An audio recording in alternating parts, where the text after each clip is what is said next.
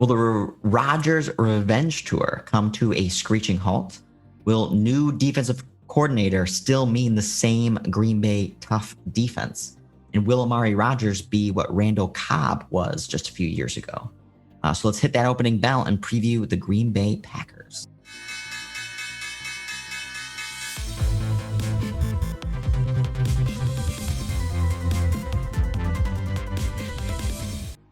Welcome, Kings, to this edition of the Not Your Daddy's Sports Betting Podcast and stream presented by SportfolioKings, the future of plus EV sports betting research, where we leverage fundamental handicapping, data science, and Wall Street style portfolio management principles to help make you a sharper, more informed bettor. It's preseason 2021. If you've been following us last few videos, we're diving into all 32 teams over the course of the summer. We're going to be evaluating the market expectations, providing you with our preliminary analyses and predictions as we head in to week one. So let's talk some Packers football. Kick off, Zach, with just how the Packers performed in 2020. So let's look back last year. Vegas estimated wins was 9. The record was 13-3. Obviously, they lost at home. First, the Bucks. ATS record 10-6. You know, their realized strength of schedule says 17th. I want to go over that briefly because I think they had one of the easiest schedules in the NFL, which is why my handicap for next season is going to be a little different than what I think the market is going to be. When we go back to the Packers last season, I just want to really quickly run down. So obviously you can see the chart if you're looking at the stream and on YouTube. But let's go through the schedule. So Vikings, Lions, Saints, Falcons. That's how they started the season. They went 4-0. They had one tough game, and that was the Saints. And if you remember last year, due to COVID, the Vikings were kind of in shambles to start the season. They really were behind the 8 ball as far as, having new players, defensive players opting out and not, being injured and stuff. I mean, that was a gimme. Lions, obviously one of the worst teams in the NFL, another gimme. Saints was their best win of the season. That was the best win of the season. Then they beat the Falcons. Then they lost to the Bucks. Then they beat the Texans. Then they lost to the Vikings after the Vikings had a bye. Then they proceeded to win 8 out of their next 9 games. But this is who they played. A completely destroyed 49ers team. Jacksonville Jaguars, worst team in the NFL. The Bears twice. They beat twice. The Eagles, who were in shambles. Detroit Lions, who just got worse as the season progressed. The Panthers, who were, a 5-6 win team. And the Titans. So, who did they? What's your point? Who did they? Who did they play? So if we went last year, and actually, I kind of wish I really harped on this leading into the Green Bay Tampa Bay playoff game. Is the Rams win was decent. It was at home, in the playoffs. But during this season, I mean, this team had a nice win versus the Saints, got crushed by the Bucks, lost an OT, and was way behind against the Colts. Went 1 of 2 versus the Vikings and beat the Titans. They didn't. I mean, 10 of their games were gimme games. They're just gimme games. Like, you should win that game if you're a competent team and you have the best top 2 quarterback in the NFL. So they didn't prove anything. So the narrative that we're going to go over today is Green Bay has one of the most consistent teams and rosters going into 2021, assuming Rodgers comes back and is ready to go. But are they going to get 13-3 again, or 13 or 14-3 with the new added game? I don't think so. And I think the schedule from last year really pinpoints that they had a magical season last year because they had an easy schedule last year. Now, obviously, they were the best offense in the league. They also played some of the worst defenses in the NFL. So that's just kind of my caveat with last year's kind of Packers, hoorah, they were one of the best teams in the NFL, is, yeah, they should have been. Look at their schedule. I mean, holy crap, was it easy? So if we're looking at the chart as far as, the win-loss versus the super contest kind of expectations, is there anything that you're seeing, Brett, kind of taking a gander at it? I think this might be your first time really taking it in, as well as mine. Well, it looks like, to begin the season, obviously the Packers not only started the season off 4-0, but also 4-0 against the spread. And it looks like, so the market did not necessarily strongly buy in to them, as we can kind of see the market support actually drifted lower after each kind of subsequent win, following week 2. So week 2, then week 3 was lower, then week 4 it was lower, even though they were covering them. They went into a bye week. And in that bye week, then blew away kind of, or failed to meet expectations. Versus the Bucks, that was when they got crushed. Yeah. And that was a very curious game. And you can see that was actually when the market loved them the most over the course of the whole season. Of course they did. 3 weeks in a row there, it looks like market just absolutely loved Packers. I'm actually quite curious to see. I mean, in that Bucks game, first of all, I mean, the Packers were up 10 zip. They were on the verge of scoring 2 touchdowns. So they were on the verge of being about 14 zip. And it looked like they actually had caught the Bucks just completely off guard. And then the flip switched. But I'm curious to see that even after that demolition by the Bucks, that the following week, the market was right back on top of them. I think so. They did not sell them. I think that's a good kind of indicator. Well, especially with super contest, because remember, this is super contest data, and it's a little bit sharper than a little bit square, sharper, a very little bit. But it's kind of like going back to the well, that was an outlier, and it was, right? The very next game, they covered with ease. So I think it was just let's not overreact. They did just cash for us 4 weeks in a row. It was an outlier event. Aaron Rodgers had 2 picks, never happens. So it was just, I think it was just kind of it's not going to happen again type bet. And it paid off. So.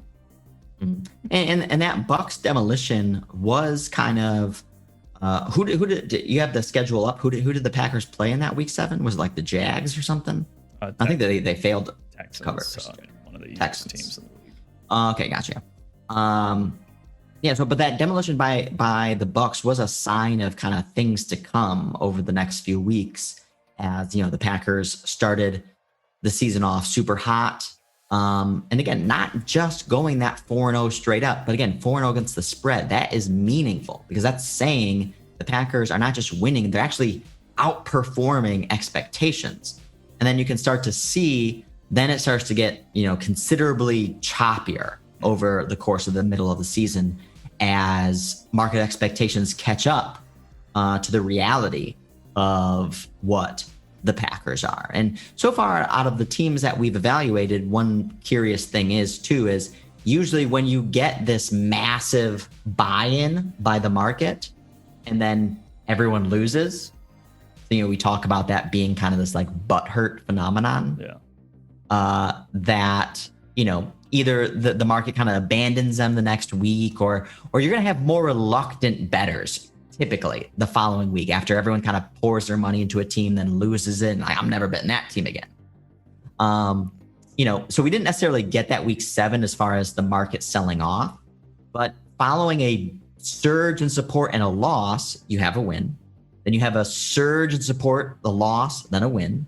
Week 8 being that surge of support and then a loss, then a cover, week 9. Week 11, you see that surge in support, a loss, so a butthurt phenomenon, market sell-off, and then a cover. Well, and that was their low. The week after the Colts. It just goes to show that the market just literally reacts to what just happened. It's just it's funny. It's just kind of funny to see it like that. Yeah, and this is something that we're going to research more, and we're definitely going to release some research on this. And again, we're just kind of looking at this anecdotally right now. But again, even in the past, before even seeing this data, start to validate some of our kind of previous intuition around this phenomenon of this like butthurt phenomenon is we're starting to see it here. Again, when you get that surge in market support, everyone loves the team and then everyone loses money. The next week, how likely is that team then to actually be in a position? We're not talking about winning. We're talking about beating market expectations. That's it. Because that's what the spread is. That's all we're talking about. That's how you make money. Your team doesn't have to win, just has to outperform or underperform expectations. And this is another chart now. This is like 2-3 teams in a row around this phenomenon playing out very attractively. And so if we can create a signal around this phenomenon, that could be very powerful. But I think let's move on, just looking at some of the stats. Let's look at the last year's kind of recap stats briefly. So the offense was first in the league. Obviously, like we mentioned at the top, the schedule was super favorable in all the right ways. Like, they didn't get the 49ers week 1. They got the 49ers when they were decimated, right? Like, that's kind of how their schedule played out. Third down conversion, obviously Aaron Rodgers is notorious for being excellent. But also we predicted last year, it's why we were actually bullish on the Packers, especially early in the season, is because of Rodgers' kind of revenge tour, basically is what we called it. But it was really just I have something to prove. I think I'm the best quarterback maybe ever. And I know I'm being kind of undervalued by my own team. Like the whole league thinks I'm amazing, but my own team doesn't give me the credit that I feel like I deserve.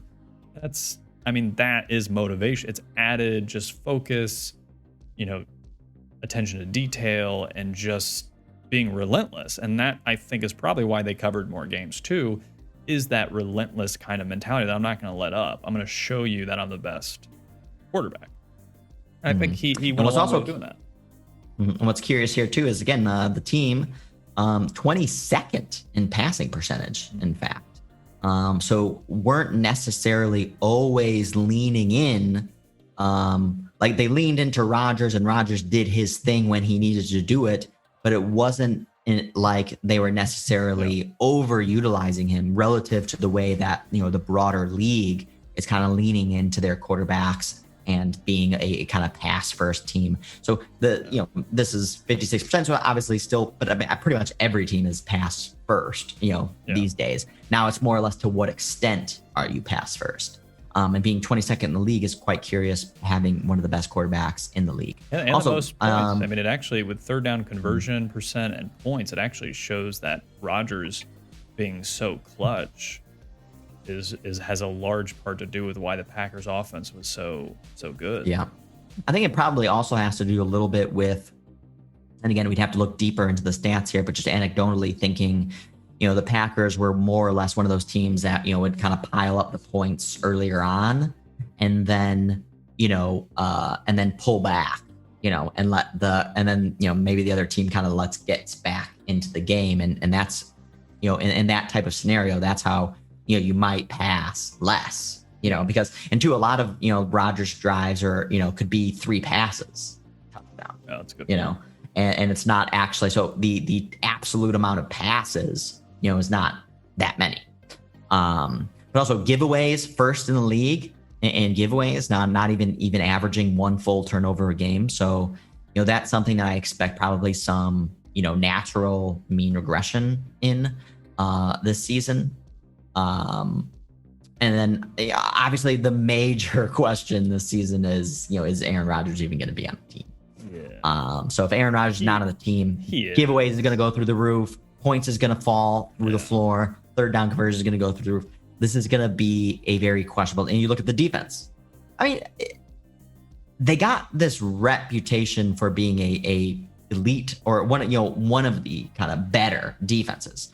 And it looks like from this, again, they're average. Yeah. Nothing great. Middle of the league. They're not bad. They're not going to be necessarily like the Achilles heel for the team. You can kind of generally rely on them. They'll have some good games, maybe a little bit of underperformance. Maybe their corner's going to get beat. Kevin King got beat up by Tom Brady. But so just, a solid defense, and they bring back a lot of those. Like if we move, onto the next slide, so Packers defense, lost their DC. So, that could be meaningful, turnover. But there was a little bit of weakness in the cornerbacks. They drafted the first round draft pick in Eric Stokes. So, seeing how he could possibly just at minimum provide extra depth there. As you mentioned, Amari Rodgers drafted as well.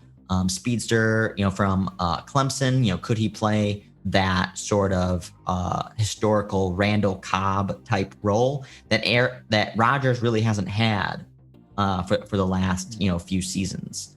So we'll see how that plays out. Yeah, and like I said, they really didn't lose a lot. They lost their center, who got an overpaid deal for the Chargers. And they replaced their defensive coordinator.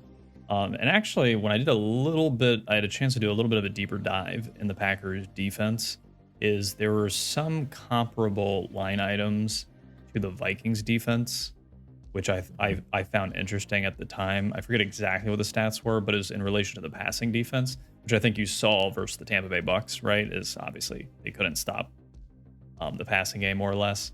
Kind of opened up the running game.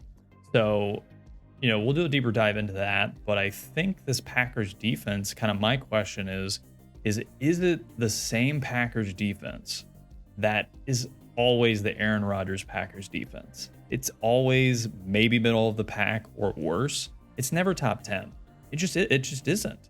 And he's always, he just never has a defense that holds the Bucks to 17 points in the playoffs. He's always got to go toe to toe with teams. He's always got to outscore them, and then the one time he doesn't, they lose. So does it change this time around? The good thing is Matt LaFleur and Joe Barry have a history together. They've been on the same coaching staffs in the past, including the Rams previously. So maybe it's an uptick. I don't know. I mean, Joe Barry's notorious for working with linebackers and making Corey Littleton into a star when he was with the Rams. So I think that's the biggest key to the Packers this year. Their schedule is definitely going to be harder than last year because it can't be any easier. So you're going to have probably a very similar team, assuming Rodgers is motivated. Is the defense improved? Can Eric Stokes shore up the defensive backs? Will the offensive line replace, what's his name? Corey Linsley. Yeah, well, I think in addition, the offensive line could be a question, especially early on, as you have this adjustment going from Corey Linsley to, I believe they might start one of their rookies at center. We'll kind of see how that battle plays out over the course of training camp.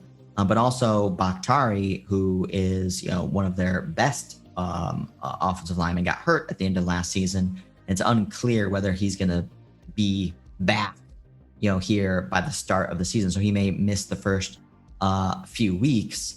And so now you're missing two of your best offensive linemen. Now, the offensive line in general has, is still pretty decent, has decent depth. So it's not going to be a massive concern, but that's something just to keep on your radar, especially early on in the season. And again, losing your center is, so losing maybe your blindside tackle is going to be your, the worst loss on the offensive line.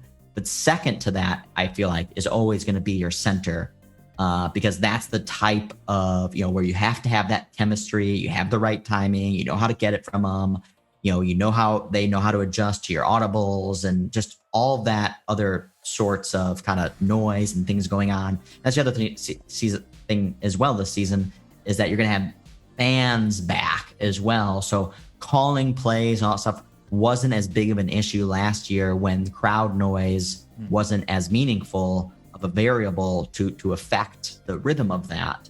But when you have, a new center, and especially if it's going to be a rookie, that can create, just opportunity for, failure within, that broader scheme. So that's something to keep an eye out.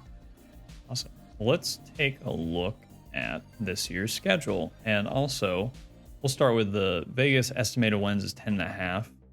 So if we start there, if we look at the schedule, Saints, Lions, 49ers, Steelers, Bengals. So through the first quarter, they should be 3-2 at least. That's probable.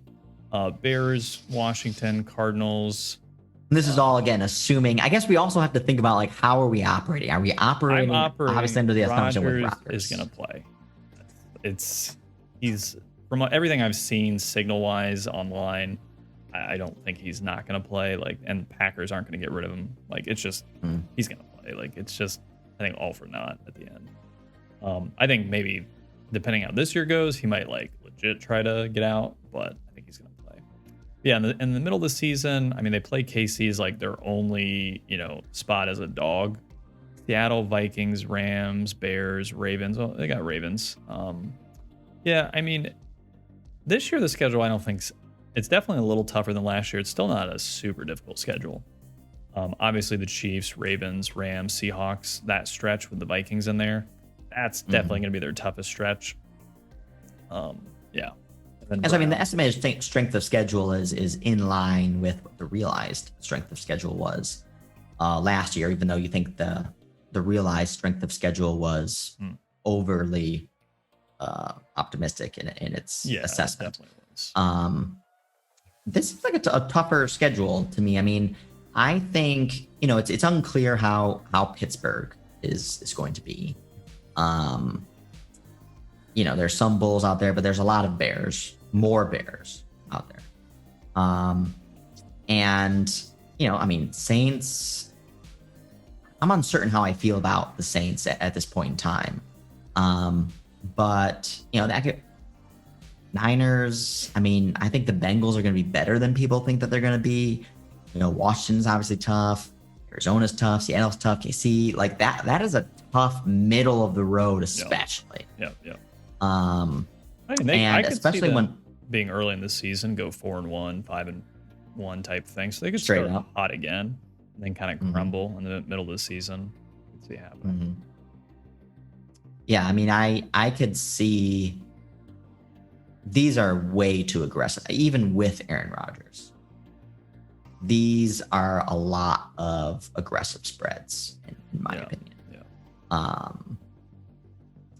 I think that the Packers are positioning themselves to be under 500 for sure when it comes to a spread perspective. So you're looking at 7-10, 6-11. Remember, the other thing is why it made more sense for the Packers to start off hot last season, not just from a straight perspective, but again, from the spread perspective, is because, the Packers over under, what we saw it at, was it like 8? The 8.5. The market wasn't that bullish on the Packers going into last year. Much more, especially if Rodgers comes back again. Much more the market is much more bullish on the Packers. I mean, was he at 10.5 wins? That's even with the extra game in the season that we need to account for, that's still more aggressive expectations than last year. And I'm leaning under. Yeah. Well, and a part of it, we'll get to the other team here shortly, but the other team is the Vikings. The more research I do on them, the more bullish I get. And it's actually the inverse of last year, right? Yeah. The inverse, last year we were both anti-Vikings, very bearish, pro-Packers. And it manifested in itself of us not understanding week one line. We probably should have just said, you know what, let's just bet this game. Don't bet the rest of the season because it was such a clear, obvious play. But yeah, with the Vikings kind of being able to go toe-to-toe with the Packers, they know how to beat the Packers. Like, they have the formula because they can run the ball. That's how they like to run their game scripts. Yeah, I mean, I think it's going to be a two-team race to the top, Vikings, Packers, and they're going to beat each other. It's going to be a little tougher versus, I think the Bears are not going to be they'll be an average team. I mean, Packers are going to get to at least 8, probably 9 wins. So like they're going to be close to 10.5. I don't see that as value, like a lot of value there if I was going to bet it today. See, I think this is a tougher schedule than that. I think you can't discount, I feel, the issue going on between the Packers and Aaron Rodgers right now. That's so like, even if he comes back, he has to be like, well, he's going to come back and he's going to play exactly the same way as he did last year with the same sort of focus and determination and this whole, because last year's Rodgers revenge tour, as we described it in the preseason, it was not against the organization. Yeah. It was against the broader kind of league and people writing him off. Yeah. Basically, everyone. No one's doing that this year. He's the MVP. Yeah. No, it's and to your point, that is a very good point. The Rodgers revenge tour has ended to a degree, yes, or has it? Right? Like, we don't know, but it has. Like, it has. How do you show the team you're definitely getting rid of me next year, and I'm going to show you by winning games? Yeah. I'm not saying he's going to try and lose or anything like that, but I'm just saying that is not the animosity between him and the organization is not going to play into the benefit of the organization. No. It's not going to translate to more wins over expectation. Yeah, that's a good point. Yeah, if anything, it can only hamper the team, because again, the prove it to the world mantra, whatever that was last year. And remember, there was 2 years there where everyone was like, Rodgers is done. He's taking a step back. And he did underperform for a couple of years. Yeah, he did. And so the question is, why wouldn't he basically, why would he continue playing at such a high rate?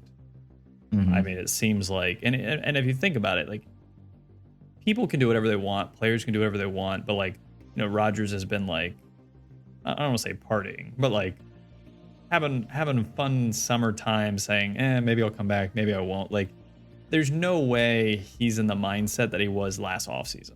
It's just not. No. It's not the same mindset. No, it's the direction of the hate has shifted from external to internal, which is going to have a meaningfully different outcome in my perspective. And again, like, it's attitude.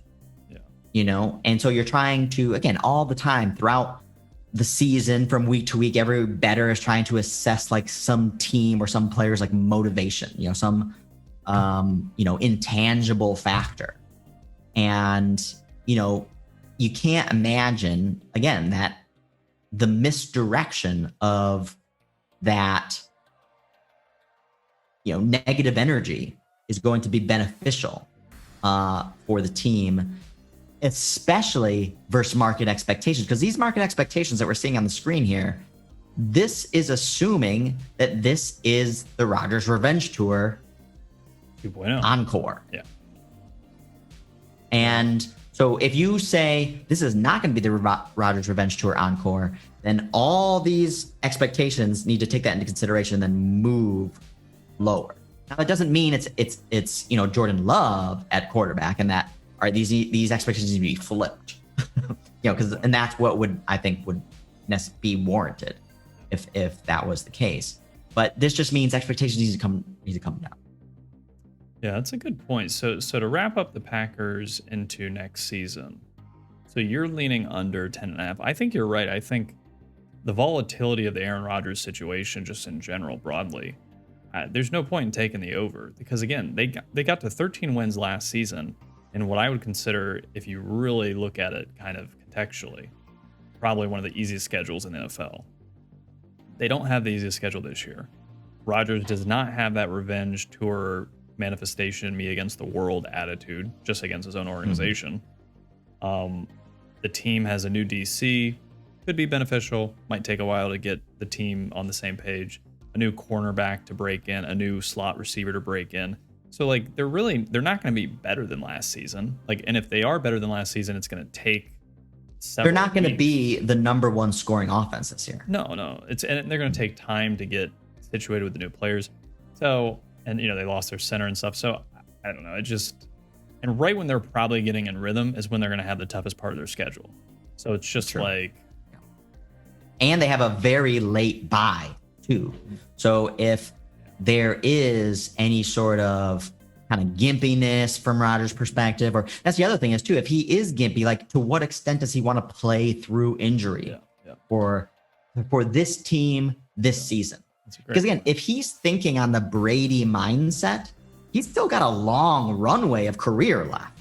Like, this isn't his, second to last season or anything. Again, unless he specifically chooses to, and he wants to retire, relatively early with a healthy body, etc. But if he's got the kind of this 21st century quarterback career timeline, he's got another 6-7 years of prime performance left. So he sees that he could totally reframe the second half of his career outside of being a Green Bay Packer, and he could take on that identity of being associated with some other team, lead them to multiple Super Bowls. Again, he's only won one Super Bowl with the Packers. And it seems like he's always had a little bit of kind of never saw eye to eye with really whoever was at the helm for the Packers. So I think a change of scenery is definitely warranted. And I think this is gonna be the final nail in the coffin. It's good. I think I can definitely see it. And like I said, I think actually the biggest thing might be the Vikings. I think obviously it's not, winning 2 times against the Packers is not necessarily going to mean 10, under 10.5, but just the competition. And again, I think the Bears are going to be better. That we talked about, already previewed the Bears. I think the Bears are going to be better than expectation. So, and again, Bears, Packers, no matter how bad the Bears are, they usually give them a game. They didn't really do so last year. But I think it'll be tougher, for them this year. And again, you got to play Chiefs, Ravens, Seahawks, Washington, Niners, Saints. So that's all the non-division games. I mean, that's a tough Browns. That's a tough non-division schedule. There's 7 very tough games, whereas last year they had 3, maybe 4, and they lost. Yeah, so I think they lost half. I mean, again, so that this is assuming with Rodgers. Yeah. I lean under 10.5. Without Rodgers, I mean, obviously it's slam dunk. Yeah. Well, because if you look at it, if they have 8 tough games and they lose half, you're already, you only need 2 more losses and you're basically there. Yep. That said, the one bright spot, especially from a fantasy perspective, if you want to be selective in particular moments throughout the season, I was very bullish on AJ Dillon coming into last year, and he didn't really get the opportunity through the first 3/4 of the season. But then as some injuries piled up, as the weather got colder, and they started to kind of give him some carries, he really started to show his opportunity. I mean, he crushed it at Boston College in college. And, it doesn't always necessarily translate. But I think, he's a big back. I think he's perfect for cold weather kind of opportunities, so especially over the second half of the season. And the fact that he doesn't have to do it all himself, he's got Aaron Jones as a nice compliment. That's the one part of this Packers team that I am bullish on. I feel like they have the potential to have a great running game, especially 2, I think, running backs that can catch passes out of the backfield. And again, the Packers wide receiver core was really banged up last season.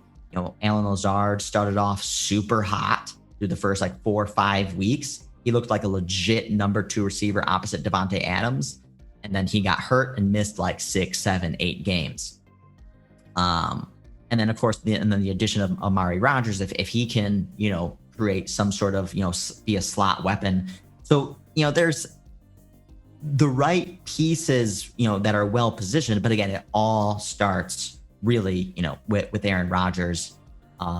That's going to be the critical piece. And if somehow, they can somehow make nice, I don't know, they pay him, sign him to a massive contract, get them the highest paid quarterback in the league, and, satiate his desires, that could change, that could flip the script. And so if you get a very focused, Aaron Rodgers, I don't know, they fire the GM or something, some sort of macro moving kind of tip of the hat to show Aaron Rodgers this is your franchise. I feel like they already cheated on him, and he's like, yeah, I'll stay with you, but I know, I know, I know. So let's not pretend. So I'm just going to do what I'm going to do. Yeah, let's stay together for the kids for a little bit, but for I'm seeing other people heads. on the side. Yeah. But I know since you got someone on the side, I'm going to get someone on the side. Named Shailene Woodley. Pop reference. Sorry, guys. But yeah, I think that's about it. I actually think, and I'll finish with this, is rather than the 10.5 wins, if you want anything, I would say, Super Bowl bound Packers. Like if you want to take a flyer on that, if Rodgers is focused and ready to go, that might be the way to do it. Plus 16. Yeah, but even if that was the case, probably not a good time to do it now. Probably want to do it after that mid-season swoon that you see there. Maybe, because it depends. It just depends where they're at in the market of the playoff chase. Like if they're still, like if they start 6-0, and even if they lose a couple, it might be. Yeah, I just think, again, even if Rodgers is coming back, that just the expectations right now are not properly taking into consideration the downside aspects that's going to cause more friction within the progression of this season. So like I feel like these are all best case scenario prices. Yeah. And the best case scenario is like, it is not likely. So whatever you want to price that at, it's not likely. Yeah. And so I think this is saying that those variables coming together are likely. So that's why I personally don't see any of this as attractive this year. Okay. But yeah, thanks everyone for listening. So that's going to wrap up this episode previewing the Green Bay Packers.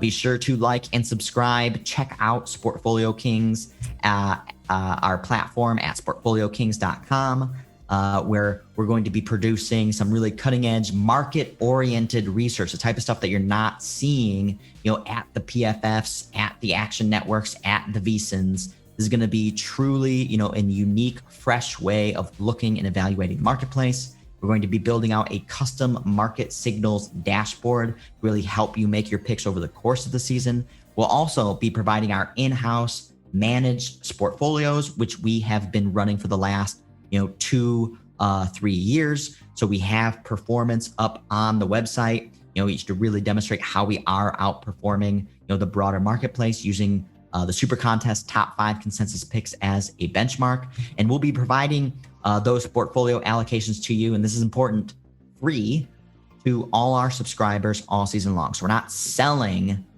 any picks. That's not the core fundamental value prop that we're bringing to you. What we're bringing to you is a fresh perspective, some awesome tools to help you make better bets. And and we're going to show you how we use those tools. But again, that's through our lens. You may see it differently. So again, we're going to be providing our portfolio allocations to you for free. That's never going to be sold to you. So as you can tell, this is not going to be your daddy's sports betting. So get out there and get prepped to take your bookie to the woodshed. And king me.